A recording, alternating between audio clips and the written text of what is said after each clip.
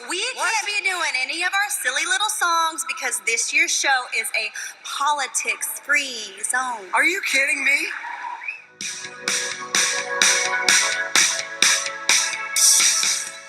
So that means like no more Hold Me Closer Bernie Sanders. No, can't do it. No Harper Valley DNC. Nope, Not even Stand By Your Manafort? definitely not. Well, she's gone, gone, gone. No. Gone, gone, gone. Oh no, she wrote a memoir, Hillary's back. Can't do it?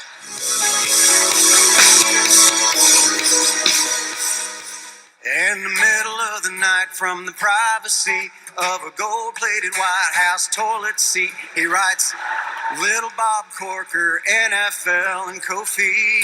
Kofi! Kofefi? Kofifi? Kofefi. Kofifi. Fefi. Fifi. Fef. Gesundheit. Thank you. This year, the CMA Awards were under fire. The CMA published media guidelines that restricted them from asking questions about the Las Vegas shooting, gun rights, or political affiliation at the awards. This ban was later lifted, and the CMA issued this apology. The CMA apologizes for the recent distributed restrictions in the CMA Awards media guidelines, which have since been lifted, and the sentiment was not to infringe and was created with the best intentions to honor and celebrate country music. So let's take a look at this situation in a Potter box. So we know the story. CMA banned the media from talking about anything that had to do with the Las Vegas shooting, gun rights, political affiliations. They said that this was original. These guidelines were set out out of respect for the artists who were directly or indirectly involved, and they wanted everyone to feel comfortable talking to the press. So then a lot of backlash happened from artists. So later this ban was lifted and they issued the apology that I just talked about. So some of the values that should be addressed are freedom of speech, the public's right to know, and honesty. Restricting what the media can ask is restricting them not only professionally, but taking away their freedom of speech. And it's also taking away the artist's freedom of speech, because if they're not allowed to talk about something because the media is not allowed to talk about it, then that shuts down who they are and what they're allowed to talk about and how they feel about things. Honesty is also one big value that should be always a part of country music, and that's what they stand for. And this value is being restricted because they can't honestly demonstrate how they feel about a given situation because they're not allowed to talk about it. So then going down to the principles. So Kant's category imperative and Rawls' vein of ignorance kind of morph together in this situation. So Kant is about what's right for one is right for all. So if one media source isn't allowed to talk about the mass shooting that happened in Las Vegas, then none of the media sources are allowed to talk about it. And so that's when they put this ban on. They went, nope, no one's allowed to talk about this situation at all. We're putting a ban on it. Anyone that does is going to be removed and it's not allowed back in. With Rawls, place yourself in the position of those your decision may influence. So in this situation, the CMA was trying to protect artists who had to deal either directly with this incident or it affected them, even if they weren't directly involved. So in this sense, they were trying to protect the people that could be affected by talking about it.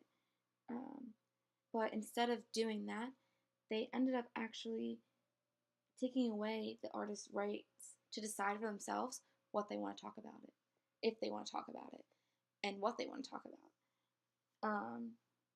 So the CMA was not only censoring the media, they were censoring their artists before the show even began. And country music artists had huge backlashes and did not agree with what CMA was doing and believe that everyone should have the right to talk about things, and if they don't feel comfortable, that's their right and they should be able to voice those opinions. Going over to loyalties. So the CMA as an association, has a duty to themselves. So they had a duty to stay true to their values and what they believed. And in this situation, it kind of poses a couple questions. Like, did they not fully believe in what they were doing at first? That, you know what, it got a lot of backlash. They realized they couldn't really restrict what the media was saying, so they lifted the ban? Or were they being forced to go against their actual values and what they believe in order to please everybody? Um, so they have to be true to themselves. If they believe that they want to protect those in their industry from the media and from all this, then they have the right to do so. So another duty that they had as a loyalty would be due to the audience. You know, they have to put on a show. They have to make money, right? And they have to provide a good show on a network that is family friendly. So it's provided by ABC, which is a family friendly site, which they're starting to address more politically challenging ideas in some of their shows that they're producing. But they still have to look at the audience that they're trying to reach and try to best serve them. Another duty they had was to the country music artists. They are an industry because of them. Without the artists, you just have a bunch of people in a room sitting around. Like, there's no music created, there's nothing to listen to. So they had that duty to protect the artists, respect their wishes, and, you know, be behind them 100% and support them. Another loyalty they had was to the profession as a whole, to country music. Country music is known for being honest and open and sincere, and by restricting any form of country music or the media about talking to these artists, it's restricting and diminishing its values at its core for what country music is.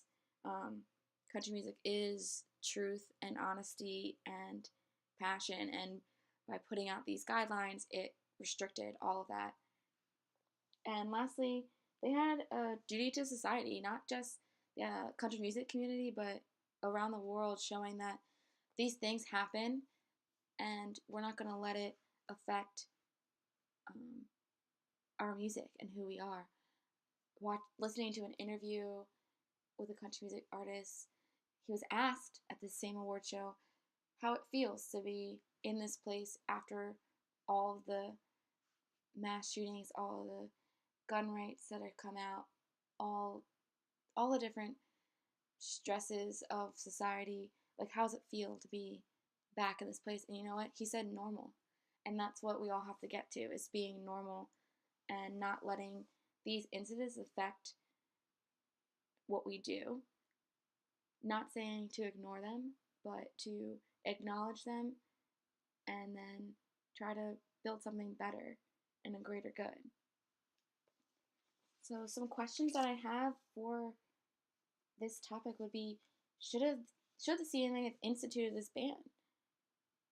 Should they have even tried to restrict what the media had said?